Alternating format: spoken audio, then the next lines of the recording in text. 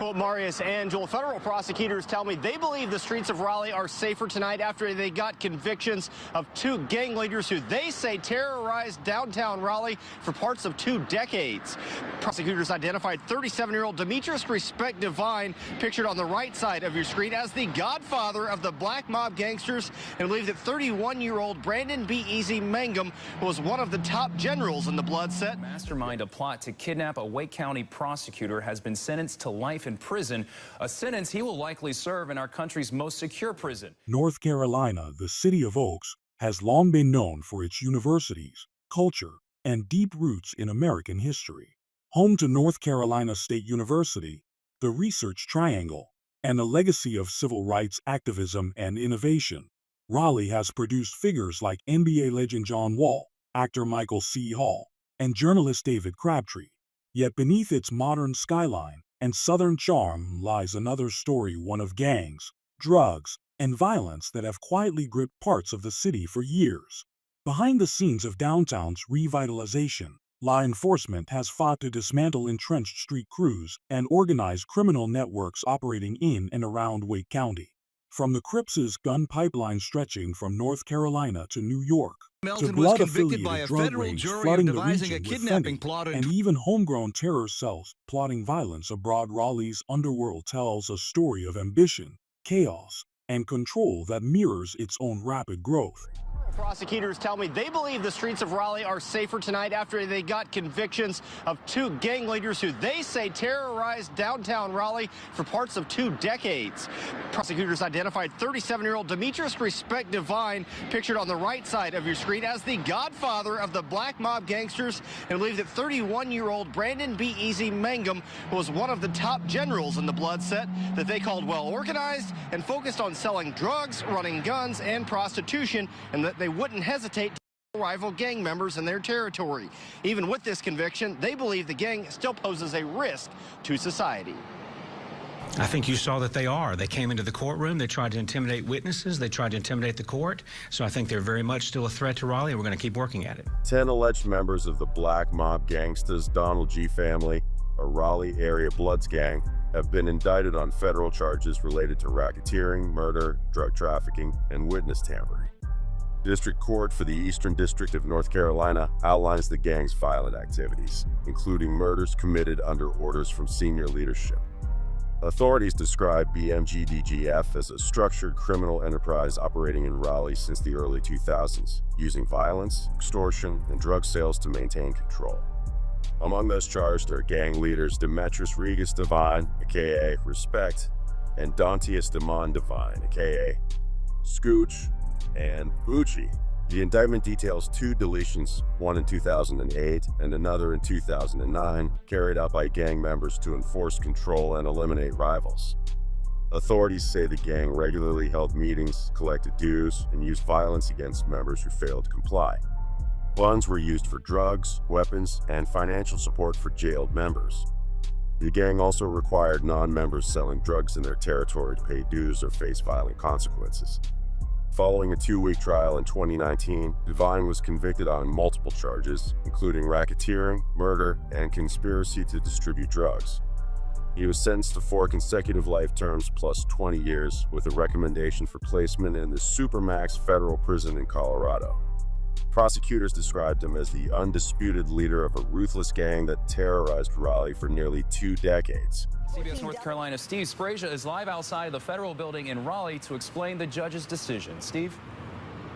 Well, the federal judge decided that he should have life plus 7 years. That is a sentence which guarantees that Kelvin Melton will not be getting out of prison in his lifetime. And because of the vicious nature of the crime, because of his past criminal record, the Supermax prison in Colorado was the natural choice. The facts of this case show that Kelvin Melton will attempt to commit crimes wherever he is, so he must be in a facility where that is not possible. Kevin Melton was convicted by a federal jury of devising a kidnapping plot in 2014 aimed at Wake County Assistant DA Colleen Jansen, who had put him in this jail. The 51-year-old was accused of using a cell phone from jail to orchestrate the crime, but the kidnappers went to the wrong address and grabbed Jansen's father, Frank, by mistake. The gang members then took Jansen to Atlanta, where he was held and tortured tortured over a 5-day period. Among the abuses, documents show that he was pistol whipped by kidnappers who also used a stun gun on him dozens of times. He was eventually rescued by the FBI hours before the kidnappers were about to kill him. It was a case which sent shockwaves through the local law enforcement community. Kelvin Melton, a key figure in the notorious 1A trace set of the Bloods.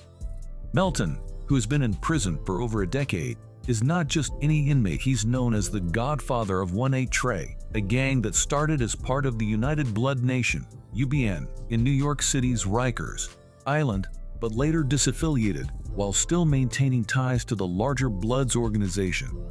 From inside the walls of Polk Correctional Institution in North Carolina, Melton orchestrated a chilling series of events that shocked authorities in the nation. Back in 2012, Melton was convicted of serious charges, including assault with a deadly weapon and being a violent habitual felon. Sentenced to life in prison, Melton didn't let that stop him from maintaining control over his gang. Using a contraband cell phone, he hatched a revenge plot unlike anything we've ever seen. Melton targeted both his state prosecutor and defense attorney, planning revenge kidnappings that would go on to include a botched attempt in Louisiana and a successful kidnapping in North Carolina. In March 2014, Melton's crew attempted to kidnap the sister of his defense attorney in Louisiana. They scoped out her home for days, in constant communication with Melton, who gave them instructions from behind bars. However, that plan was called off after co-conspirators were spooked and fled the scene. But things escalated quickly in April when the gang successfully kidnapped Frank Jansen, the father of Melton's state prosecutor, in North Carolina. Armed with guns, the kidnappers stormed Jansen's home, forced him into a vehicle, and took him across state lines to Georgia. For several days, Jansen was held captive, enduring brutal physical attacks, while Melton called the shots from prison, ordering his men to kill Jansen when their initial attempt to extort ransom money failed. The kidnappers even started preparing for his burial, but just before the unthinkable could happen, the FBI swooped in. Thanks to a combination of high-tech surveillance and wiretaps, the FBI traced phone records that led them straight to the kidnappers' hideout. They rescued Jansen and arrested the co-conspirators, but the story didn't end there. Investigators quickly turned their attention to Melton, discovering that the same phone used to communicate with the kidnappers had been making calls from inside Polk Correctional. When officers confronted Melton, they found him destroying the phone, but it was too late. The FBI was able to recover the broken pieces and confirmed that it was the same device used to orchestrate both the Louisiana and North Carolina kidnapping plots. This case is a stark reminder of the lengths gang leaders will go to maintain their influence, even from behind bars. It also highlights the incredible work done by law enforcement to take down a dangerous operation before it could end in tragedy. Stay tuned as we dig deeper into the life of Kelvin Melton, his role in the 1A Trey Bloods, and how authorities are working to dismantle these criminal organizations. Angela, talk about the feds casting a pretty wide net in this violent racketeering case. In fact, catching big fish, 16 of the internationally infamous members of the Hells Angels and Red Devils motorcycle clubs. People outside shooting, firing. It's like pow, pow, pow, pow, pow. And then somebody pow, pow, pow, pow, pow. The 911 calls and cries for help against area rival biker gangs echoing for years. It was about 10, 15 bikers all together, and it was like literally 3 cars behind them. Including from a deadly shooting at this Fayetteville Baymont Ramada Inn in March of 2022. 3 people. And the New Year's Day 2023 North Raleigh murder of biker Jonas Padilla of the Pagan Brotherhood at the hands of rival gangs, the Hells Angels, and the surrogates of theirs, the Red Devils. Members of a global motorcycle club have used heinous acts to get ahead in the standings of their own clubs. Nearly 2 years after his death, a memorial sits on Bayberry Lane in Raleigh, a quiet, unassuming community that turned violent on New Year's Day 2023 when Pagan motorcycle club member Jonas Padilla was. The Hells Angels have issued a standing green light order to attack, assault, or even any pagan that they encounter. United States Attorney Michael Easley Jr. believes these men are responsible, and now they have been indicted federally, along with 11 other members of the Hells Angels and their affiliate, the Red Devils Motorcycle Club. 16 members of the Hells Angels Motorcycle Club and its support club, the Red Devils Motorcycle Club, have been indicted in North Carolina for alleged involvement in a violent criminal enterprise. The indictment details multiple violent incidents, including the January 1st, 2023 deleting of a rival Pagans Motorcycle Club member in Raleigh, and the July 22nd, 2023 assault on PMC members in a Dairy Queen parking lot in Wade, North Carolina. Authorities say the HAMC and RDMC operate as organized criminal enterprises, using violence, threats, and intimidation to enforce their rules and eliminate rivals. 5 defendants face mandatory life sentences if convicted of in aid of racketeering, while others face charges for attempted murder, assault, and witness tampering. Federal prosecutors have confirmed that Dwight Daniel Hinton, a high-ranking member of the Crips in Raleigh, has been sentenced to nearly 6 years in federal prison for gun trafficking and felony possession of a firearm. The sentence, officially 5 years and 11 months, follows a long investigation into Hinton's illegal firearms operation that stretched from North Carolina to New York. According to court documents, Hinton was trafficking weapons using a straw purchaser to buy firearms from licensed dealers in the Raleigh area, which he then sold on the street and to out-of-state buyers. Federal agents with the Bureau of Alcohol, Tobacco, Firearms, and Explosives used a confidential informant who made 3 controlled purchases from Hinton. Among the weapons recovered were several pistols and an AR-15 rifle fitted with a high-capacity magazine and a brass catcher, equipment often used by experienced shooters to avoid leaving shell casings behind and to enable potential conversion into fully automatic fire. Investigators also uncovered evidence that while incarcerated, Hinton discussed a $20,000 deletion for hire plot with another gang member, allegedly offering to arrange the demise of a rival. Even after pleading guilty, he continued to display violent behavior in custody, attacking inmates at both the Pamlico Correctional Institution and the Pitt County Jail, and later being caught with a homemade shank while awaiting sentencing. Authorities described Hinton as a repeat violent offender who continued to pose a danger despite previous convictions. His record includes 8 prior felonies, among them multiple firearm charges, robbery with a dangerous weapon, breaking and entering, and assault with a deadly weapon causing serious injury. Federal prosecutors in the Eastern District of North Carolina announced that 2 gang members from the Raleigh area have received lengthy prison terms for trafficking large quantities of fentanyl and attempting to intimidate witnesses. Axel Flash Rodriguez, a member of the Bloods gang in Raleigh, pleaded guilty on April 25, 2024 to conspiracy to traffic Fendi. The evidence showed that Rodriguez used his Instagram account to advertise K-Packs, slang for 1,000 pill lots of Fendi pills, and arranged sales of counterfeit Oxy and Perk-style pills laced with Fendi between March and May 2023.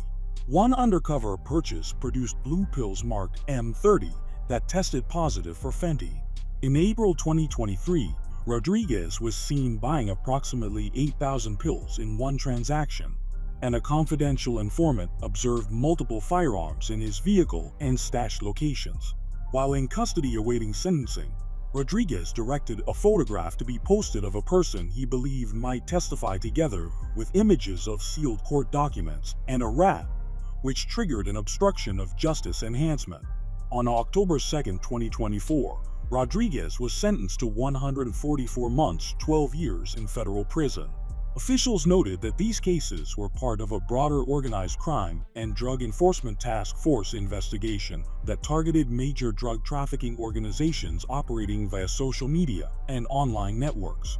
The U.S. Attorney stated, "Drug traffickers have learned they don't need to stand on street corners when they can reach kids on their smartphones." Fendi continues to ravage communities. In North Carolina alone, official data show there were 167 Fendi-related deaths in June of the year preceding the sentencing. In eastern North Carolina, law enforcement officials announced that William Santana Deshaun Wilson, a high-ranking member of the Bloods street gang network, was sentenced to 234 months in federal prison, 19 years and 6 months after pleading guilty in June 2022 to possession with intent to distribute 40 grams or more of fentanyl and aiding and abetting. He also admitted to overseeing a trafficking organization that distributed large amounts of various drugs in around Craven County. Investigators say Wilson ran several trap houses, drug stash houses, in the Gracie Farms mobile home community in Craven County. On January 13, 2019, deputies responded to shots fired at one of Wilson's stash locations when they arrived. Responding to a 911 call, they discovered the body of Corianna Cox, who met her demise in a drive-by or shooting into the trailer, likely during a robbery attempt. Prior to law enforcement showing up, Wilson reportedly called someone inside and told them to get rid of the narcotics and weapons inside the residence. Investigators later discovered 46 grams of fentanyl inside the trailer. The investigation revealed Wilson had traveled regularly between New Jersey and eastern North Carolina from 2014 to 2020 to bring in drugs.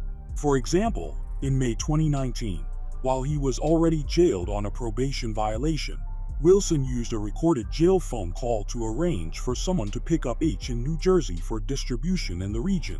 A Granville County traffic stop that followed intercepted about 80 grams of H in a car bound for eastern North Carolina. Wilson was arrested in Greenville in April 2019 after using a false identity, possessing over 30,000 cash, and trying to evade capture. At sentencing on October 16, 2023, a federal judge accepted the plea agreement and applied both upward and downward variances under the U.S. sentencing guidelines to arrive at the 234-month term. Wilson appealed the sentence on limited grounds, but the Fourth Circuit upheld his conviction and term. In July 2009, federal agents swept up 7 men from the Raleigh-Durham area for a plot to wage violent jihad overseas. Prosecutors named Daniel Patrick Boyd the U.S.-born ringleader who had traveled to Pakistan and Afghanistan decades earlier as the recruiter. His inner circle included his sons, Zachariah and Dylan, plus associates Hyson Sharifi, Ziad Yagi, Mohammed Omar Ali Hassan, and then Sabasic. Investigators described weapons practice, fundraising, and attempts to reach conflict zones to join militant groups. Another associate, Jude Keenan Mohammed, left the U.S. before the takedown and never returned. The case ended in heavy sentences. In 2011, Boyd pleaded guilty to conspiracy to provide material support to terrorists and conspiracy to delete, maim, and kidnap overseas. He received 18 years in 2012. 3 co-defendants, Sharifi, Yagi, and Hassan, went to trial and were convicted. Sharifi drew 45 years, Yagi 31 years, and Hassan 15 years. Sabasic was also convicted and received a lengthy term. Boyd's sons accepted plea deals and were handed substantial sentences of their own, reflecting the court's view that even would-be foreign plots carried real danger. Afterward, the story took 2 stark turns. While in custody, Sharifi tried to arrange the demise and beheading of witnesses, earning a separate life sentence in 2013. And Jude Keenan Mohammed, the fugitive who had gone to Pakistan, was later confirmed deleted in a drone strike in November 2011. Bottom line, every core member within U.S. jurisdiction ended with a conviction or guilty plea. The organizer received nearly 2 decades, and the government kept prosecuting related crimes even after the initial verdicts. The criminal cases emerging from Raleigh over the past decade reveal a city balancing promise and peril. While the skyline continues to rise and businesses thrive, its darker corners show the ongoing struggle between law enforcement and an ever-evolving criminal ecosystem. The streets of Raleigh are safer tonight after they got convictions of 2 gang leaders who they say terrorized downtown Raleigh for parts of 2 decades. Prosecutors identified 37-year-old Demetrius Respect Divine, pictured on the right side of your screen, as the godfather of the black mob gangsters, and believe that 31-year-old Brandon B. Easy Mangum was one of the top generals in the blood set that they called well-organized and focused on selling drugs, running guns, and prostitution, and that they wouldn't hesitate rival gang members in their territory. Even with this conviction, they believe the gang still poses a risk to society. I think you saw that they are. They came into the courtroom. They tried to intimidate witnesses. They tried to intimidate the court. So I think they're very much still a threat to Raleigh, and we're going to keep working at it. Demetrius R. Devine, also known as Respect, a former leader in the Bloods gang, who has been sentenced to 4 consecutive life terms, plus an additional 20 years behind bars.